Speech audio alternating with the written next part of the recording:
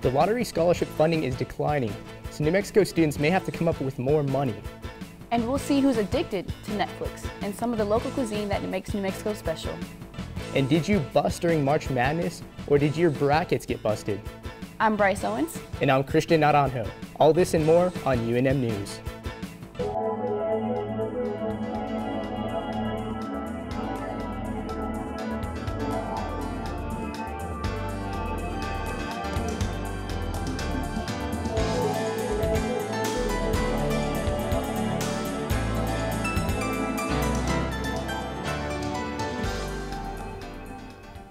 The New Mexico Lottery Scholarship has been giving college students a helping hand by paying their tuition since 1996. And until last semester, the Lottery Scholarship has been able to cover 100% of tuition for qualifying New Mexico college students. But Jake Schwanitz reports that the full tuition funding for in-state students is being cut back. Funding from the New Mexico liquor excise tax has been covering the $19 million shortfall in lottery scholarship revenues. And now it's scheduled to continue to help the lottery scholarship pay up to 90% of student tuition next school year. But the liquor excise tax is scheduled to stop funding the lottery scholarships after next year. UNM's Assistant Vice President of Enrollment Management, Terry Babbitt, says students may only receive just over half of tuition coverage if the lottery is not able to find additional funding in the future. And if you assume some little bit of a increase, tuition increase, maybe slight revenue decrease, that's why I'm saying, it's 60%. It goes from 90 to 60 really quick. So I don't think that they intend that. I don't think the legislators intend that. The issue will have to be addressed in next year's legislative cycle, so there's a chance that lottery scholarship students will still get major assistance when it comes to paying tuition. For the future fall semester, Babbitt anticipates that other funds will replace most of the lottery scholarship shortfall. And the projection for the fall is that the lottery will cover about 90%. So that could be as early as this fall that a student may have to pay $100 or more, somewhere around that range. New Mexico students are fortunate when it comes to lottery scholarships and the percentage of tuition it is able to pay. But as tuition continues to rise, so does the amount of additional funds the lottery scholarship and state of New Mexico must find to continue helping New Mexico college students. This is Jake Schwanitz reporting. Most UNM students work and go to school, and that may not leave time for leisure activities, but every once in a while, everyone needs a little time to unwind. Isabel Gonzalez explores one of today's favorite pastimes. Since its founding in 1997, Netflix has become the world's leading internet television network with over 57 million subscribers worldwide. People of all demographics stream more than 2 billion hours of TV shows and movies each month. And for anyone who has recently spent any time at a college campus, it is no secret that Netflix has become a staple of the college experience.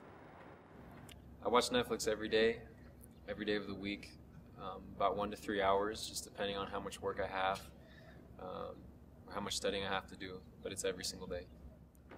Many students, like Tomas Moya, say they turn to Netflix to escape from reality and relax after a stressful day.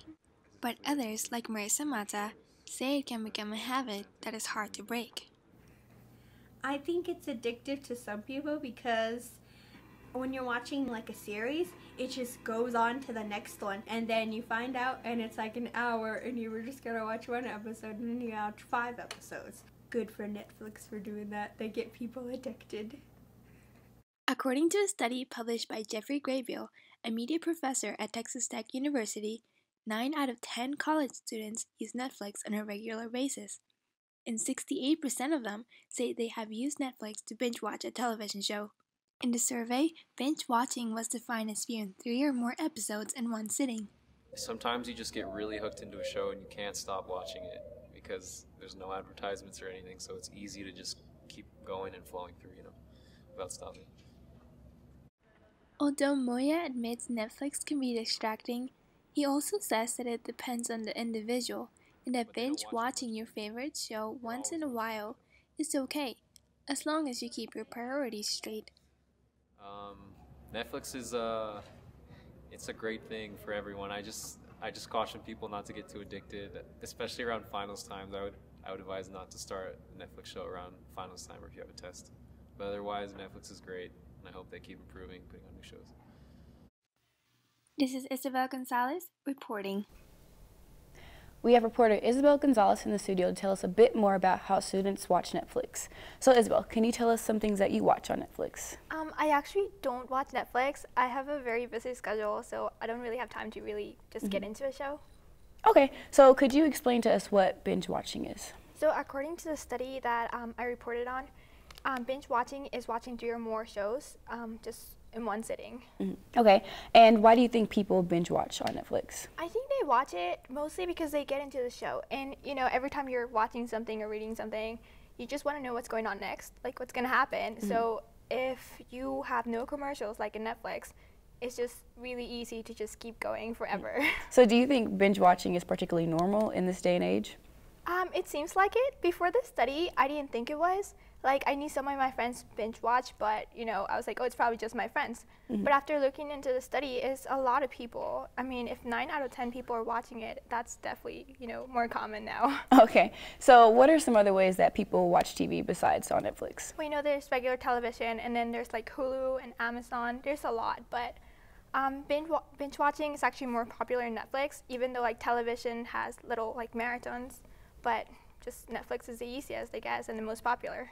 Well, thank you for joining us today, Isabel. New Mexico has more than its fair share of local eateries with that special New Mexico flavor. Reporter Meghan McQuerry found one such local eatery, the Golden Crown Panaderia. She reports that places like Panaderia makes New Mexico special. When schools let out students for summer break, some may want to travel outside of Albuquerque, but that's not necessarily the case. Eating is a big part of Albuquerque's culture, and Chris Morales says that Albuquerque has food and desserts that rival those found in the rest of the country. I try to create synergy to people understanding that there are bakeries still existing in Albuquerque. And there's very high quality bakeries existing. We're not just the only company in the block. For me, it's more important that I see everybody succeed as a business owner. Because the more we get more independent companies to be able to succeed, the more we're going to get a draw of tourists and people coming to New Mexico to see us as a mecca of a place that we really know what we're doing with food. Starting the business in 1972, Morales' dad bought the bakery and started to sell wholesale. Later on, after Morales earned a degree in computer animation and graphics, he helped move the bakery in a different direction. In 2000, we switched from wholesale to strictly a retail company. And then from 2000 till now, we've just been adding more items to our menu, such as pizzas, sandwiches, salads. We just added beer and wine to our menu as well. We came across new products that we developed that were very local recipes. And with those local recipes, that's what gave us our niche for our business. Lucille Padilla, a customer of Golden Crown, has heard about the place for a while, even seeing it on TV. We've known of this place because we're born and raised here in Albuquerque, so we've come here for the pastries. And but we also see them on the national news. Padilla says that the Panaderia has an inviting atmosphere to enjoy the desserts. It was comfortable. You could smell the aroma of the baking, and very nice little bakery shop. We will probably come back soon. To see people coming down to my place and enjoying what we make makes me very happy, makes me very proud of what we're doing. From one of America's lesser-known gourmet hotspots, this is Meghan McQuerry reporting. Meghan McQuerry is with us now to tell us a bit more about the kinds of places that make Albuquerque special. So Meghan, what different foods does Panaderia sell? Well, they started out in 1972, and that's when they started selling wholesale. And in 2000, they became a private bakery business, so they started selling more desserts and bread and starting to sell pizza and sandwiches, and now they're serving beer and wine on tap. Okay, and so has the bakery received any national attention?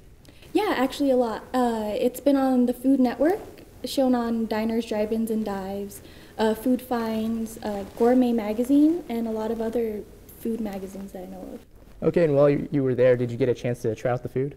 Yeah, I did. Chris Morales, the co-owner, he made me a pizza with a blue corn crust, which I've never had before, so that was actually really good. And he put green chili on it, which is really nice. Okay, and how does the bakery focus on local foods? Well, Chris Morales, he's really big on shopping local and wanting people from Albuquerque as well as people traveling to shop local to expand Albuquerque, like shop at Wise Pies, Flying Star, Dog House, those kinds of local businesses. Okay, thank you for joining us, Megan. Thank you. By now, most of us have had our brackets busted, and that includes a lot more than diehard sports fans filling out their picks for the 68 teams competing in the NCAA tourney. The American Gaming Association estimated 40 million Americans picked bets to fill out about 70 million brackets. Joe Book reports on the strategies some amateur bracketologists employ. In-depth knowledge of college basketball is not required to enjoy March Madness. A pen and a bracket is all one needs.